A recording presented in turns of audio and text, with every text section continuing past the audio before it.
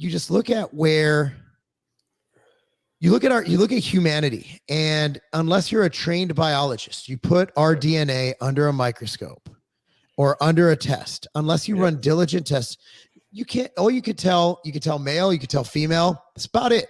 Yeah. So the only discerning factor is gender. Other than that, fucking, or a sex or whatever you fucking people call it now. At the end of the day, race it's a social construct. Because none of us are pure. I'm not pure. I'm a Jew, right? 46% Ashkenazi Jew. The rest is a bunch of other bullshit. Yep. Some fucking fucking a little bit of African shit. Like my wife's like 2% African. That like explains her butt. Genetics are a real thing. You know, like what's going to happen? What's going to happen in a couple hundred years? They're going to they can dig up all of our bones, and they'll be able to tell that I have, just from bone structure and stuff like that. They'll be able to tell that I was, of this and that descent. But the one thing that they'll be able to tell absolutely by my hips and by other things is whether I was born a male or not.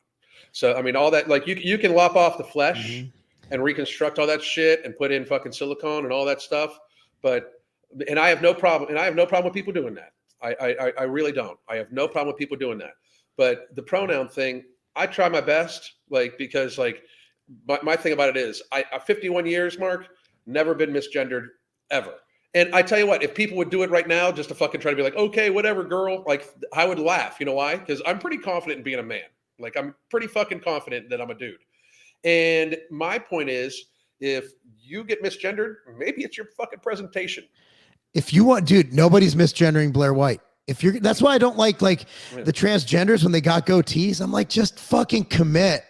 Yeah. Just dude, if I look, and I will say I have been misgendered because when I was 9 years old, I dressed up as a girl for Halloween and I was amazing.